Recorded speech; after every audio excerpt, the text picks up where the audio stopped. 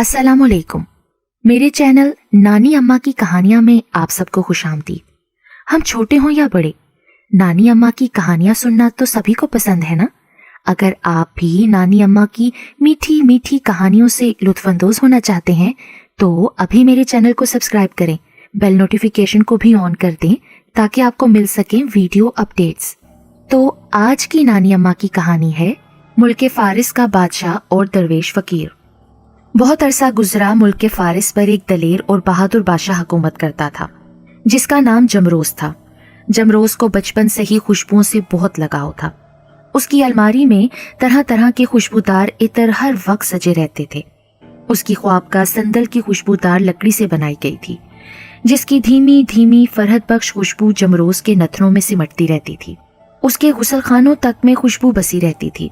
उसकी ख्वाबगाह से बाहर की तरफ खुलने वाली खिड़कियों और दरवाजे की दूसरी तरफ एक सरसब्ज और शादाब बाग फैला हुआ था जिसमें रात की रानी, मोतिया, गुलाब और न जाने कितनी किस्मों के खुशबूदार पौधे खसूसी तौर पर लगाए गए थे। एक मर्तबा बादशाह की सालगिरह के मौके पर एक साधु ने मुख्तलिफ किस्मों के खुशबूदार मुरक्कबात को यकजा करके जलाते हुए एक खूबसूरत, रंगीन और खुशबूदार धुआं एक बर्तन में पैदा किया। इंतहाई दिलकश मंजर था। कोसे कज़ा जैसे खूबसूरत रंग आसमान की तरफ उड़ते हुए दिखाई दिए। रंगों से निकलती हुई एक निहायत खुशगवार और मीठी मीठी खुशबू जिससे फिजा महक उठी। बादशाह ने साधु को इनाम में बहुत सारे जवाहरात देकर रवाना किया। एक दिन बादशाह अपने साथियों समेत जंगल में शिकार खेलकर वापस लौट रहा था। दोपहर का वक्त था और गर्मी शदीद थी। फिजा में घुटन और हब्स भी पैदा हो गई थी। अचानक उसने जंगल के मैदानी हिस्से में आते हुए एक उकाब जैसे परिंदे को हवा में तेजी से गोल दायरे की शक्ल में ऊपर नीचे बर्क रफ्तारी से बड़ी शान के साथ उड़ते देखा। बादशाह का हाथ सिरक कर तीर पर जा पड़ा। उसने कमान उठाकर तीर जोड़ा और खींचकर छोड़ दिया। तीर सीधा परिंदे के जिस्म में जाकर लगा जो हवा में गोता मारकर ऊपर उड़ रहा था। परिंदा चीखता हुआ नीचे गिरता दिखाई दिया। बादशाह अपने साथियों के हमरा परिंदे की तरफ लपका जो एक खड्ड के किनारे उगे दरख्त के नीचे गिरकर बेसुध हो चुका था। जो ही बादशाह घोड़े से उतरकर परिंदे के नजदीक पहुंचा, उस वक्त अचानक एक जबरदस्त बदबूदार झोंके से बादशाह का दिमाग फटने लगा और उसने रुमाल नाक पर रख लिया। उस वक्त बादशाह को एक आवाज सुनाई दी जिसके साथ ही बदबू का जोर और बढ़ गया। बादशाह सलामत, फकीर 2 दिन से भूखा प्यासा है, कुछ खाने को दो। बादशाह ने चौंक कर खड्ड की दाईं सिम देखा तो वहां उधेड़ उमर शख्स खड़ा था जिसके जिस्म पर कीचड़ में लथपथ चोगा नुमा स्याह लिबास था। सर से पैर तक उसके गंदे जिस्म पर मिट्टी जमी हुई थी। बदबू के भपके उठ रहे थे जिससे बादशाह का सर चकराने लगा और वो गुस्से से सुर्ख हो गया। दूर हो जा मेरी नजरों से गलीज इंसान। बादशाह ने आगे बढ़कर अपनी तरफ बढ़ते हुए फकीर को जोर से धक्का दे दिया। फकीर बेचारा भूख और प्यास से निढाल था। धक्का लगते ही उसके कदम उखड़ गए और वो खड्ड में जा गिरा। उसकी करबनाक चीख बुलंद हुई और वो खड्ड की तह में तड़पने लगा। वजीर और दूसरे लोगों ने घड़े के किनारे पर आकर भूखे प्यासे सवाली को एड़ियां रगड़ रगड़ कर मरते हुए देखा। फकीर के मुंह से खून निकल निकल कर उसके स्याह जिस्म पर फैल गया। बादशाह सलामत, ये क्या हो गया? वजीर ने उदास और परेशान अंदाज में कहा। इतना गलीज इंसान था, बस मेरा हाथ उठ गया। मेरी नाक अब तक दुख रही है और दिमाग फटा जा रहा है। बादशाह ने सपाट लहजे में कहा। वजीर ने खामोशी में ही आफियत समझी और काफिला महल की तरफ रवाना हुआ। शाम के वक्त बादशाह महल की छत पर चहलकदमी करते हुए डूबते हुए सूरज की उफक पर फैली हुई सुर्खी को देख रहा था। डूबते हुए सूरज का नजारा बादशाह की कमजोरी था। बादशाह की निगाहें सूरज से फिसलती हुई उफक पर आती और फिर बाग के ऊंचे ऊंचे सरसब्ज दरख्तों के पत्तों पर मचलती हुई नारंगी किरणों की चमक पर गर्दिश करने लगती। बादशाह के हाथ में एक बड़ा सा सुर्ख सेब था। उस वक्त अचानक आसमान पर हवा के तेज झकड़ों के साथ स्याह बादलों की यलकार हुई और बादशाह के देखते ही देखते आसमान तारीक हो गया। तूफानी हवा के जबरदस्त झक्कड़ चलने लगे। बादशाह परेशान होकर सीढ़ियों की तरफ लपका, लेकिन हवा के एक जबरदस्त झोंके ने बादशाह के कदम छत से उखाड़ दिए। बादशाह कुछ दूर तक हवा में बुलंद होकर नीचे गिरने लगा। खौफ के मारे बादशाह के मुंह से चीखें निकलने लगीं, लेकिन हवा के शोर और बादलों की गरज से दबकर रह गई। हवा के एक बगोले ने बादशाह को बुरी तरह जकड़ रखा था। बादशाह हाथ पांव मारता हुआ जमीन की तरफ जा रहा था। बगोले ने बादशाह को सर के बल बाग के एक पुख्ता हिस्से पर पटक दिया। बादशाह का सर फट गया और खून बहने लगा। बादशाह के मुंह से एक तेज चीख बुलंद हुई और फिर वो बेहोश हो गया। इत्तफाक से हवा का जोर कम होते ही एक मुहाफिज उस तरफ आ निकला और बादशाह को इस हालत में देखकर खौफजदा हो गया, लेकिन फिर संभल कर अपने एक साथी को बुलाकर उसकी मदद से बादशाह को उठाकर ख्वाबगाह में ले गया। फौरन शाही तबीब जमा हो गए, खून रोक दिया गया और कुछ देर के बाद बादशाह होश में आ गए। उस वक्त बादशाह अपनी आंखें मलता हुआ चिल्ला उठा, कमरे में इस कदर अंधेरा क्यों कर रखा है? पर कमरा तो रोशनी से जगमगा रहा है आलीजा। हकीम ने थर थर कांपते हुए कहा, मुझे कुछ नजर नहीं आ रहा। बादशाह गुस्से से धाड़ा, बादशाह सलामत अंधे हो गए हैं। एक हकीम कांपते हुए बोला, बको मत। बादशाह गुस्से से धाड़ा। हकीमों की मुसलसल तवज्जो और इलाज मुआवजे से भी कई रोज तक बादशाह की बीनाई वापस न आई। बादशाह जमरोज ने नमाज पढ़नी शुरू कर दी और अल्लाह से रो रो कर अपनी बीनाई की दुआ करने लगा। इशा की नमाज के बाद गमगीन और परेशान बादशाह सो गया। रात उसने ख्वाब में एक बुजुर्ग को देखा कि हाथ में रोशन मनकों वाली एक तस्बीह थी और जिस्म पर सब्ज रंग का लिबास था। चेहरे पर नकली चमक थी और होंठों पर एक हमदर्दाना मुस्कुराहट थी। उस वक्त बुजुर्ग के होंठ हिले और बादशाह को आवाज सुनाई दी, ए बादशाह, तू तो बचपन से ही खुशबू सूंघने का आदी है, हालांकि बदबू भी जिंदगी का हिस्सा है। तुमने एक गंदे फकीर को धक्का दिया जिससे वो खाई में गिरकर खून उगलता हुआ मर गया।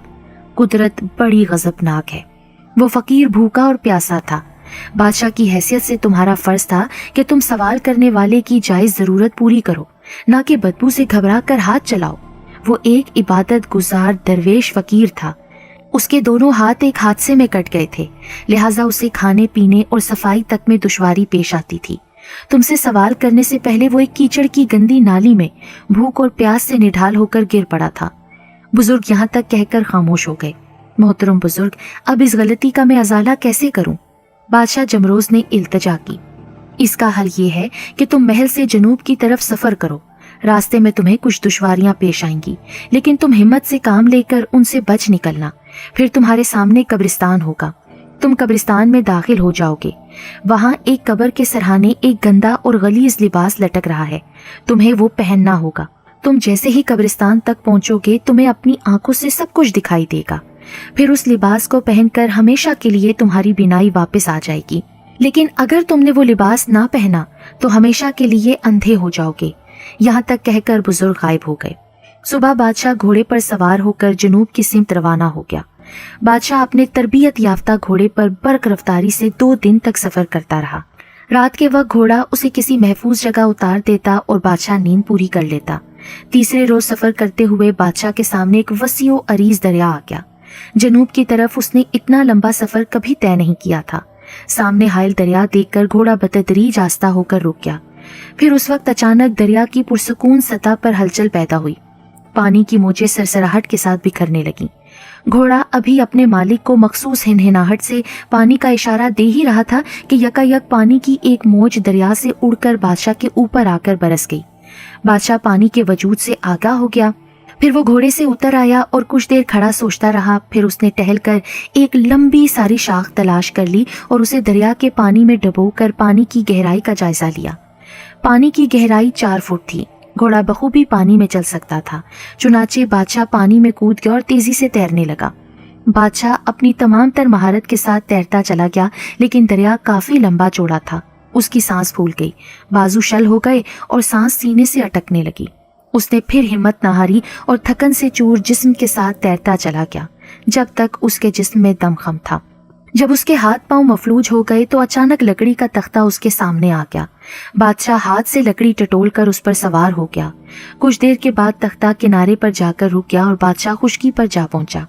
कुछ देर बाद घोड़ा भी पानी से निकलकर किनारे पर आ गया।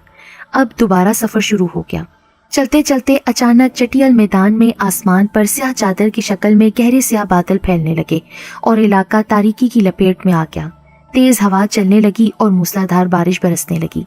हवा की रफ्तार बढ़ते बढ़ते तेज आंधी बन गई।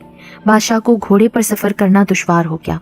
अचानक आंधी के खौफनाक झक्कड़ ने बादशाह को घोड़े से उड़ाकर सामने एक खड्ड में फेंक दिया। बादशाह के मुंह से चीख निकल गई। घोड़ा भी हवा के जोर से इधर उधर बेकाबू होकर लहराने लगा। खट के फर्श पर नरम मिट्टी पड़ी हुई थी, लिहाजा बादशाह को गिरते वक्त कोई चोट ना आई।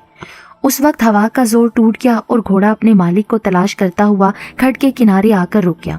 बादशाह को नीचे देखकर खुशी से आवाज निकाली। बादशाह ने अपने कंधे पर मौजूद रस्सा खोला और घोड़े की आवाज सुनकर अंदाजे से रस्सा ऊपर फेंका।